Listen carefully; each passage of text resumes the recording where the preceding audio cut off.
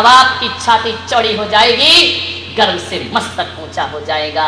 ऐसा जीवन मत जियो मेरे बच्चों कि तुम्हारे माँ बाप को किसी से नजरें मिलाने में शर्म महसूस होने लगे। ध्यान रखिए, माँ बाप का भी फर्ज है, बच्चों का भी कुछ फर्ज होता है। ऐसी जिंदगी बनाओ कि लोग पूछें कौन सा पुण्य तुमने किया था। आज हम संतों को देखो, हमारी ही जय जयकार नहीं होती है, हमारी माँ बहनों से भी लोग कहते हैं कि बताओ धन्य है वह जननी जो ऐसे बच्चों को जन्म दिया करती है। ध्यान रखिए, ऐसा जीवन बनाओ। आज की युवा पीढ़ी से मैं यही निवेदन करना चाहता हूं, ऐसा जीवन बनाओ लोग तुम्हारे माँ बाप के पुण्य की सराहना करें।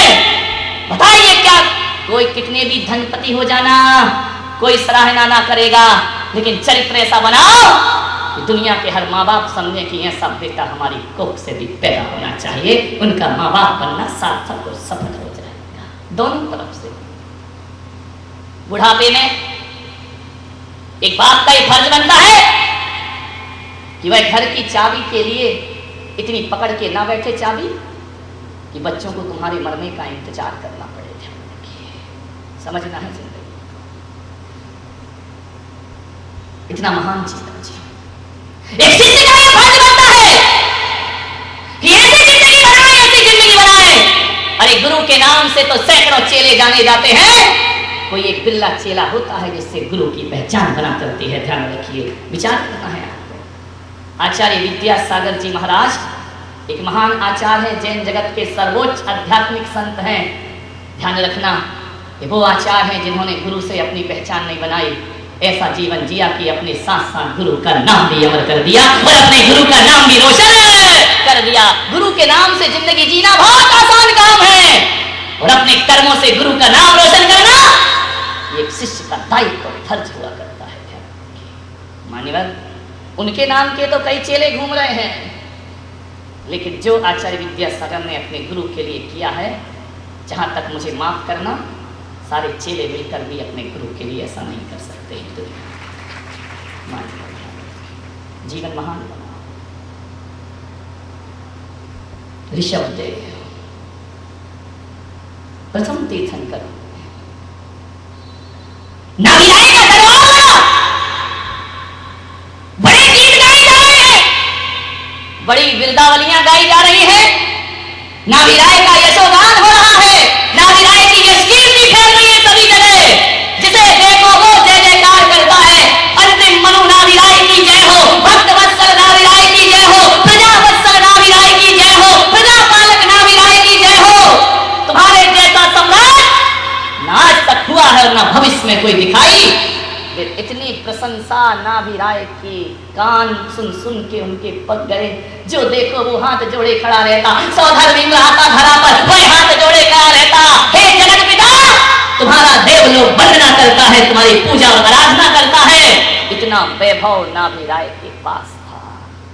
ललच रहा होगा ना मन, तुम्हारी औलाद भी तुमसे इज्जत से नहीं बोलती है। ध्यान रखना, दुनिया में इज्जत कमाई तो क्या कमाई, घर में इज्जत कमाओ।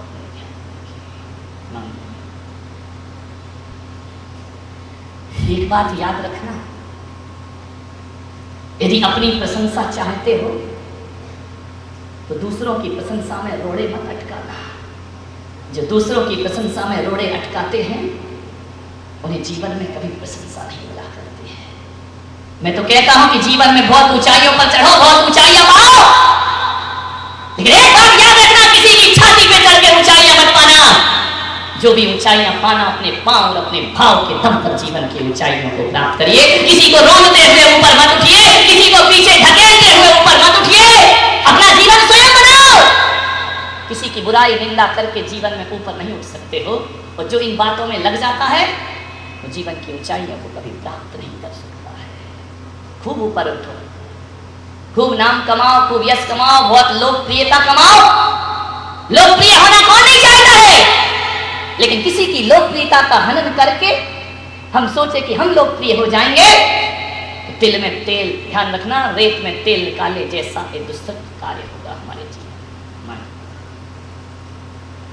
मत अटकाओ रोड़े किसी की जिंदगी में। नाभिराय वृद्धावस्था में भी दरबार पे बैठे। मैं आपसे कहता हूं कि कितना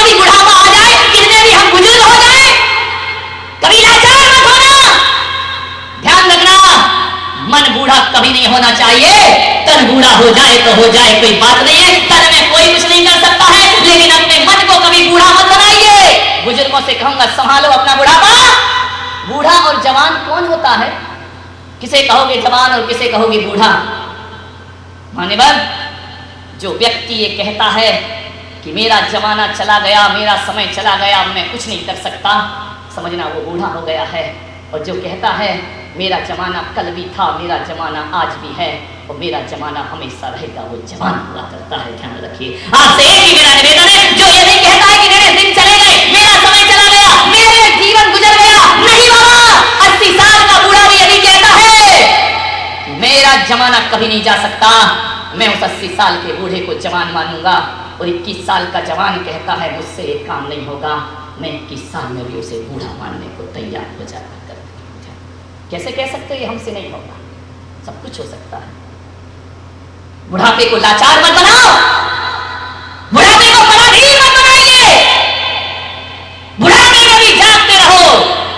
तन बूढ़ा हो तो हो, मन जवान होना चाहिए।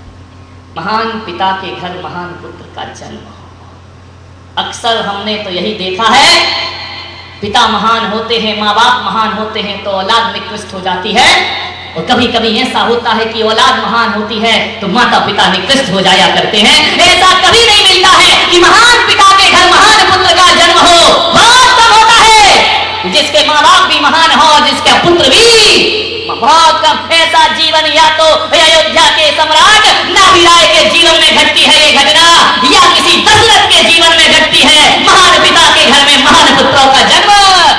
सबके बस की बात नहीं है, ध्यान रखना है। हो सकता है आपकी औलाद इतना अच्छा जीवन जिए जितना अच्छा जीवन आपने ना जिया हो। हो सकता है आपकी औलाद ऐसा जीवन जिए कि जिंदगी भर की तुम्हारी इज्जत मिट्टी में मिलकर के खाक हो जाए। बहुत किस्मत वाले होते हैं महान पिता के महान पुत्र होना। ऋषभदेव केवल अपने महान पिता के महान पुत्र ही नहीं थे, बल्कि ऋषभदेव ऐसी विभूति थे इस धरती पर कि महान पिता नाभिराय के महान पुत्र ही नहीं, बल्कि भरत बाहुबली जैसे के महान पिता बनकर के भी ऋषभदेव खड़े हुआ करते हैं। ध्यान रखना, महान पुत्र ही नहीं महान पिता, ऐसा बहुत कम होता है। हो सकता है कि आप अपने माँ बाप के महान पुत्र हो, लेकिन आपका पुत्र महान ना हो। पुत्र महान होना अलग चीज है और बच्चों का महान पिता बनना अलग चीज हुआ करता है।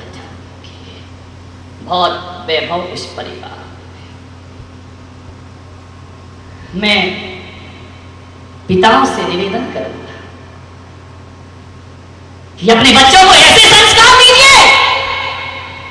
एक पिता होने के नाते आपका फर्ज बनता है, दायित्व बनता है कि अपनी औलाद को इस काबिल बनाओ, इस काबिल बनाओ कि तुम्हारी औलाद विद्वानों की सभा में अग्रिम पंक्ति में बैठने की ताकत रखती हो। ध्यान रखिए। तो समझना तुमने एक पिता का फर्ज निभाया है, तो समझना तुमने एक पिता का दायित्व निभाया है। एक पिता का इतना ही कर्तव्य होता है कि जहां जहां सब लोग बैठे हो वहां तुम्हारे बेटे को बैठने में शर्म नहीं आना चाहिए। बेटा सबसे आगे की पंक्ति में आकर बैठना चाहिए। ध्यान रखना, ज्ञानियों के बीच, मूर्खों के बीच तो सबकी औलाद बैठ जाती है, अज्ञानियों के बीच तो सबकी औलाद बैठ जाती है। एक पिता यदि अच्छे संस्कार देता है तो अपने बच्चों को विद्वानों की सभा में आगे बिठाता है, महापुरुषों की सभा में बैठने की काबिलियत रखता है। माताओं से निवेदन करूंगा अपने बच्चों को इस काबिल बनाओ कि वो दिगंबर संत की पिच्छी ना पकड़ सके, कोई बात नहीं, कम से कम उनके कमंडल पकड़ने की योग्यता उसके भीतर जरूर आनी चाहिए।